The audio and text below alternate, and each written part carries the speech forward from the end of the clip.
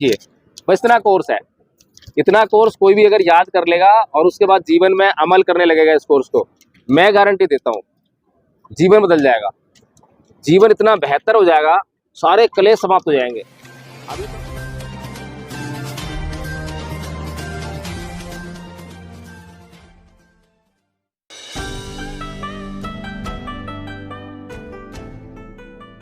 जो है ना, ये जो बात है, ये बाबा साहब ने कहा हिंदू धर्म छोड़ दो, और हम हिंदू धर्म को ढो रहे हैं, कभी ये लगाकर सर पे, है ना, कभी ये लगाकर, मतलब विभिन्न तरीके से हम जो है हिंदू धर्म ढो रहे हैं। अब बताओ, बाबा साहब ने कहा हिंदू धर्म छोड़ दो और हम हिंदू धर्म ढो रहे हैं, तो अपमान कर रहे हैं, सम्मान कर रहे हैं?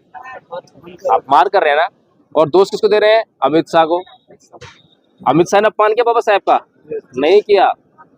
अमित शाह ने तो ये कहा है ना कि भाई जय भीम का नाम लेना जो है बहुजन समाज के लोगों का फैशन बन गया है। तो आपके लिए फैशन ही तो है, आप बाबा साहब की बात का मान रहे हैं? जो बात तो माने ना और खाली जय भीम चिल्लाते रहे, तो वो फैशन ही तो हुआ। फैशन का मतलब होता है कि काम नहीं करता फैशन, दिखावा बहुत करता है, उसे कहते हैं फैशन। तो अमित शाह ने गलत नहीं कहा। अगर अमित शाह की बात जो है, अगर हमने वास्तव में बाबा साहब की बात मानी होती, तो संसद भवन में अमित शाह तो बाहर होता, हम अंदर होते हैं। बाबा साहब बात ही नहीं मान रहे हम लगातार जो है, और दोष दे रहे हैं मनुवादियों को, ब्राह्मणवादियों को, अमित शाह को, मोदी को। भाई हम अपना काम तो करें, हम अपना काम नहीं कर रहे हैं और दूसरों को दोष देते जा रहे हैं। तो बाबा साहब ने कहा हिंदू धर्म छोड़ना है, दूसरा क्या कहा, दूसरी बात क्या कही थी? बौद्ध धर्म को अपनाना है। एक बात कही कि छोड़ना है, दूसरा बौद्ध धर्म अपनाना है। तो बौद्ध धर्म को कैसे अपनाएंगे? अब अपनाने के नाम पर भी घालमेल हो गया कि पंथी झंडा लिया, सफेद कपड़े पहन लिए और हम हो गए बौद्ध। अपने नाम के आगे भी बौद्ध लगा लिया, हो गए हम बौद्ध। हो गए बौद्ध? नहीं हुए। क्यों? क्योंकि बाबा साहब कहते हैं कि इस देश में दो संस्कृतियों के बीच में युद्ध है, एक ब्राह्मण संस्कृति है और एक बौद्ध संस्कृति है। अब ये कल्चर है क्या, संस्कृति का मामला क्या है, ये समझना पड़ेगा ना। जब तक इसको समझेंगे नहीं कि ब्राह्मण संस्कृति क्या है और बौद्ध संस्कृति क्या है, तो किसको छोड़ेंगे, किसको अपनाएंगे, समस्या रहेगी ना। कबीर पंथ संस्कृति नहीं है, रविदास पंथ संस्कृति नहीं है, लेकिन बौद्ध धर्म संस्कृति है। समझना पड़ेगा कैसे है। एक संस्कृति कहती है ईंट का जवाब पत्थर से दो, कहते हैं ना, कौन कहता है? अभी हमारे बाबा साहब की मूर्ति को तोड़ दे तो हम कहेंगे हम छोड़ेंगे नहीं, हम ईंट का पत्थर से देंगे, हम चिल्ला के आते हैं ना। अब ये बात किसकी है? ये बात बौद्धों की है या ब्राह्मणों की है? ब्राह्मण ही करते हैं हर बात का सोल्यूशन जो है हिंसा में, है ना, साम दाम दंड भेद, ईंट का जवाब पत्थर से दो। लेकिन बाबा साहेब जिस संस्कृति की बात करते हैं, बौद्ध संस्कृति, तो वो तो कहती है कि ना ही बेरेन बेरानी समन्तित गुदाचनंग अबेरेन च समन्ति है मुसनंतनो, कि वैर से कभी वैर शांत नहीं होता। मुझे किसी ने गाली दी तो मैं उसको गाली देकर शांत नहीं कर सकता, मैं उसको गाली ना देकर तो शांत कर सकता हूँ, है ना। तो हमने जो है बौद्ध संस्कृति को समझा ही नहीं, और इसीलिए हम जो है लगातार नाम तो लेते बाबा साहब का, नाम ले बुद्ध का, लेकिन संस्कृति ब्राह्मणों की। अभी अगर हम सारा अपना ये दिमाग का अगर हम देखें ना, खोज करके जो है कि इस दिमाग में ब्राह्मण संस्कृति है या बौद्ध संस्कृति है, तो इसमें ब्राह्मण संस्कृति भरी हुई है। बाहर से दिखाई दे रहा है कि हम बौद्ध है, ये पांडा लगा हुआ है, पंचशील का लग रहा है बौद्ध है, महाविहार के आंदोलन कर रहे हैं, लग रहा है बौद्धों का आंदोलन हो रहा है। लेकिन अबौद्ध क्या और बौद्ध क्या? जो बौद्ध धर्म की और दूसरे धर्मों की पहचान ना कर सके, संस्कृति का मामला है ना। तो इसीलिए धम्पत संघ जो है ना लगा हुआ है, धम्पत संघ, ये यही काम करता है कि लोगों को जो है ट्रेनिंग देता है। अपना कोर्स का है आचार्य जी, हमारे आचार्य जी हैं, ये मैडम भी आचार्य हैं हमारे संघ की जो है, और अभी दो बच्चे दिखाई दे रहे थे ना, वो भी हमारे आचार्य हैं, दोनों बच्चे आचार्य हैं। आप दोनों से पूछो कि क्या सीखा है भाई, बताओ, वो आपको बताएंगे कि क्या सीखा उन्होंने, पूरा कोर्स आप बता देंगे। अभी आचार्य जी का कोर्स लेकर आ रहे हैं, देखिए इतना आसान काम है, लेकिन हमने अपनी आलस की वजह से, प्रमाद की वजह से मुश्किल बना रखा है। ये देखिए बस इतना कोर्स है, इतना कोर्स कोई भी अगर याद कर लेगा और उसके बाद जीवन में अमल करने लगेगा इस कोर्स को, मैं गारंटी देता हूँ जीवन बदल जाएगा, जीवन इतना बेहतर हो जाएगा, सारे क्लेश समाप्त हो जाएंगे। अभी तो हम क्लेशों में जी रहे हैं, बहुत ज़्यादा क्लेशों में जी रहे हैं। तो इसलिए आदरणीय जी, क्या नाम आपका है? सुधीर कुमार। सुधीर कुमार जी, आपको समझ में आया? आपको क्या समझ में आया? कि अंदर से ब्राह्मण जो है ना सिर्फ पूजा पाठ करते अपना बौद्ध धर्म में जो आप धर्म परिवर्तन सांस्कृतिक परिवर्तन के बगैर अधूरा है। संस्कृति क्या होती है मालूम है किसी को? संस्कृति क्या होती है, कल्चर क्या होता है? देखिए 99% लोग जो है वो तर्क से नहीं समझते। समझते का तर्क? अगर तर्क से समझते होते तो हमारे पास इतने बड़े बड़े महापुरुष हुए तर्क समझाने के लिए, बुद्ध, कबीर, रैदास, बाबा साहेब। तो तर्क से अब कब का बदल दिए थे समाज को, लेकिन तर्क से लोग नहीं समझते हैं, नहीं बदलते हैं। कैसे बदलते हैं? हम सुबह उठते हैं, रात को सोते हैं, इस बीच में जितना भी काम करते हैं वो सारे काम हम हैबिट से करते हैं। हैबिट से करते हैं ना, रोज तो काम करना सीखते नहीं है, जो एक बार सीख लिया उसी से काम करते हैं। तो यानी कि ये संस्कृति जो है जो हमारे दिमाग में बैठी हुई है। एक बच्चे को जो एक घर पैदा हो गया, उसके माँ बाप ने बताया तू हिंदू है, माँ बाप ने बताया ना, उस बच्चे को अगर कोई ना बताए तो उसको पता ही नहीं चलेगा कि वो हिंदू है, मुसलमान है, क्या है क्या नहीं है। एक बच्चा जो हिंदू घर में पैदा हुआ उसको मुसलमान के घर में छोड़ दो तो वो उसको क्या बोलेंगे लोग, जो ये मुसलमान है, पैदा हिंदू घर में हुआ है लेकिन वहां पे पला बड़ा तो उसको क्या मुसलमान हो गया। तो यानी कि ये जो आइडेंटिटी है ये मिथ्या है, ये बेकार की आइडेंटिटी है। ना कोई हिंदू है, ना मुसलमान है, ना बौद्ध है। एक्चुअल तो सारे जो है, जैसे वो पीके मूवी थे ना, कितने बढ़िया तर्क समझाती है? तो इसीलिए हमें जो है ना कल्चर चेंज करना है, जो सांस्कृतिक परिवर्तन करना है। जब तक हमारा सांस्कृतिक परिवर्तन नहीं होगा तब तक कुछ भी संभव नहीं है। जैसे कि कुछ लोग जोर देते हैं ना कि भाई आप ये सिंदूर मत लगाओ, ये चूड़ियां मत पहनो, तो ये हम कह तो रहे हैं, हमने उनको समझाया भी, लेकिन वो ऐसा करने के लिए तैयार नहीं है। तैयार क्यों नहीं है? क्योंकि इतना लंबा समय उनको ये काम करते हुए हो गया है। अब वो जो उसको करना छोड़ेंगे तो उनके लिए बड़ा मुश्किल हो जाएगा। जैसे कि आपने साइकिल चलाना सीख लिया, अब मैं आपको कोई साइकिल चलाना भूल जाओगे आप, लेकिन मैं आपको कहूँ कि सही से साइकिल चलाओ, वो हो सकता है। आप उस साइकिल को चलाने का जो आपने सीखा है उसका सही इस्तेमाल करके अपने लिए फायदा कर सकते हो। तो इसीलिए हमें जो है ये जो कल्चर है ना इसको समझना पड़ेगा, बाबा साहेब को सही तरह से समझना पड़ेगा। अभी हमारे जो भीम आर्मी है या हमारे जो नवयुवा हैं वो क्या करते हैं कि बाबा साहेब ने कहा है कि जुल्म करने वाले से ज्यादा बड़ा गुनहगार जुल्म को सहन करने वाला है, क्या है ना। तो इसीलिए कहते चलो सड़कों पर हम सहेंगे नहीं, इधर पत्थर से देंगे, लेकिन ये गलत है। अब एक तरफ तो बाबा साहब ये कह रहे हैं और दूसरी तरफ बुद्ध क्या कह रहे हैं? बुद्ध कह रहे हैं कि वैर से कभी वैर शांत नहीं होगा। तो दोनों पर अलग हो गया ना? अलग नहीं है, समझने वाली बात है। बाबा साहेब के ऊपर बचपन से अत्याचार हुआ ना, तो बाबा साहेब ने किसी के सर फोड़ के आए क्या? किसी को लाठी से मारा, FIR कराया, SC/ST एक्ट लगा, किसी को नहीं लगा ना। तो फिर यानी उनको उन्होंने सहन कर लिया क्या? नहीं। सहन करने का मतलब ये है कि हमारे ऊपर अत्याचार हुआ और हम जो है अपने घर आए, चादर तान के सो गए, फिर उठे और अपनी जिंदगी में फिर मस्त हो गए। हम वो भूल गए अत्याचार को, लेकिन बाबा साहेब भूले नहीं। बाबा साहेब ने कहा कि ये जो अत्याचार मेरे ऊपर हुआ है ये अत्याचार एक सिस्टम ने किया है, व्यवस्था ने किया है। वो धार्मिक व्यवस्था है जो एक टीचर को कह रही है कि तू अत्याचार कर, एक न्याय को कह रही है तू अत्याचार कर, है ना। तो इसीलिए वो अत्याचार कर रहे हैं। तो इसीलिए मुझे उस व्यवस्था को बदलना होगा। तो इसीलिए उन्होंने व्यवस्था को छोड़ा, एक को छोड़ा और दूसरे को अपना लिया। तो सीधी सी बात है, बाबा साहेब को हम पढ़ नहीं रहे हैं, पढ़ रहे हैं तो समझ नहीं रहे हैं, और इसीलिए हम समस्याओं में पड़े हुए हैं। हमारे पास कोई समस्या नहीं है, हमारे पास पूरा भारत देश है, 150 करोड़ लोग हमारे हैं, हम उनको समझा सकते हैं। और बौद्ध धर्म ऐसा नहीं है कि किसी को समझाने में दिक्कत करता हो, बहुत आसानी समझाया जाता है। अब ये कोर्स को बताओ कौन इनकार करेगा?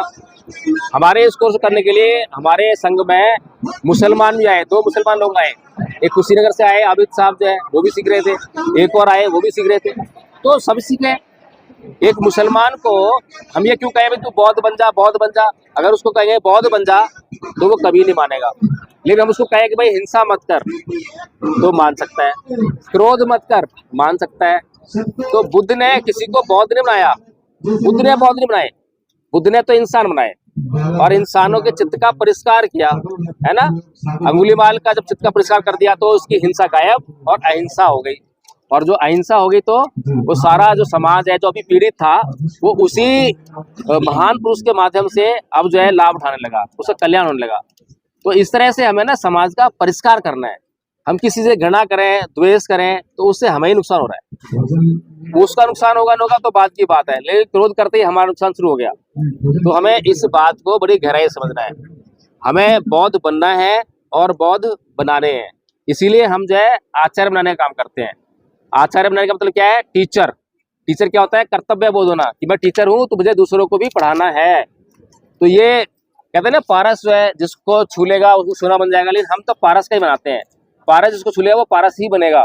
अब हमारे आचार्य जी हैं, तो जब ये आचार्य बन गए तो इन्होंने और लोगों को आचार्य बनाया। जब वो आचार्य बन जाते हैं तो वो और लोग आचार्य बनाते हैं। अभी अगर मैं आओ आचार्य इधर आओ। आचार्य जी को पूरा कोर्स याद है। इसके अलावा द्वितीय वर्ष के कोर्स में जो है एडमिशन ले रखा है इन्होंने। द्वितीय वर्ष का कोर्स हमारा है संस्कारकर्ता बनाने का कोर्स, संस्कार कराना भी सिखाते हैं। तो उसमें अभी आप महामंगल सूत्र का वाचन कीजिए जरा एक बार।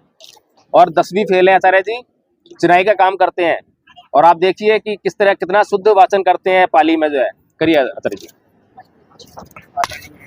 सामने के समक्ष बैठे सभी भाई बंधुओं को जी, सभी को मेरा जय भीम नमो बुद्धाय। एवं मैं सुतं एकंग सम्यंग भगवा साबथियं बिहरति जित बने अनाथ पिंडिकस्य रामे अथिखो अयंतरा देवता अभिकंताय रतिया अभिकंत बन्ना केवल कपंग जेत बनंग ओभासित्वा एन भगवा तैन उपसंकमित्वा भगवन्तं अभिवादित्वा एकमन्तं 88 एकमन्तं ठिता खोसा देवता भगवन्तं गाथाय अज्भासी बहुदेवा मनुषचे मंगलानि अचिंत्यं आकांक्षमाना सोत्थानं ब्रूहि मंगलमुत्तमं। नमन बताओ, नमन का बताओ। नमो तस्स भगवतो अरहतो सम्मा संबुद्धस्स। नमो जी, मैं उन सम्यक संबुद्ध को नमन करता हूँ जिन्होंने अपनी समस्त इंद्रियों पर पूर्णतया नियंत्रण स्थापित करके अपने चित्त कलेशों का अंत कर दिया, जैसे कि काम, क्रोध, लोभ, मोह, ईर्ष्या, राग इत्यादि को अपने चित्त से निकाल बाहर कर अपने चित्त को परिशुद्ध कर लिया। अब ये जो अर्थ है आचार्य जी ने नमन का, हम कह सकते हैं मैं बुद्ध को नमन करता हूँ, बस हो गया खत्म। अब तो इतना ही था ना। क्या एक्सप्लेन क्या है? मैं उन सम्यक संबुद्ध को नमन करता हूँ जिन्होंने अपनी 6 इंद्रियों पर पूरी तरह नियंत्रण स्थापित किया है ना। भगवतो अरहतो। तो भगवतो का मतलब क्या होता है? भगन करना। किसका? राग द्वेष मोह का भगन करना। अरहतो मतलब अरि माने दुश्मन, अंत माने नष्ट करना। तो ऐसे जो है हम जो है बड़ी बारीकी से समझाते हैं, और जब समझ में आता है तो उसका यूज होने लगता है। अभी हमारे देखो 2 आचार्य वो बैठे हुए हैं। आचार्य पारुल जी, 1 मिनट इधर आइए। ये भी हमारे आचार्य हैं, आइए इधर आइए, इधर आइए।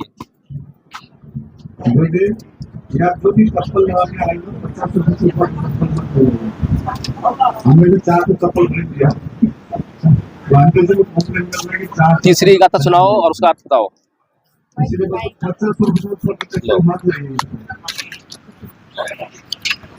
अकोचिमंग अवधिमंग अजीनिमंग आहासिमे ये चैतंग उपनयंती वेरंग तेसंग न सम्मति।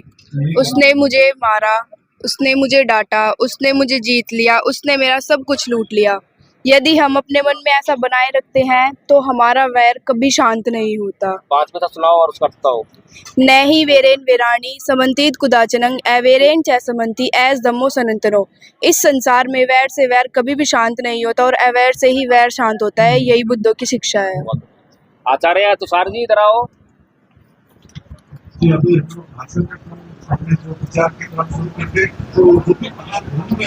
दंपति को 5 गाथा याद है, उसके अलावा जो गाथा याद है वो सुनाओ जी। अपमादो अमतपदं पमादो मचूनो पदं अपमता न मेयंती ये पमता यथा मता। यानी जो प्रमाद होता है वो मृत्यु पद के समान होता है, और जो अप्रमाद होता है वो अमृत पद के समान होता है। जो प्रमादी आदमी होता है वो मरे हुए के समान ही होता है, और जो अप्रमादी आदमी होता है वो मरने के बाद भी जीवित रहता है। जब अगर सुनाओ थोड़ा सा पुस्तक। जी, पहले तो सुना देता हूँ मैं।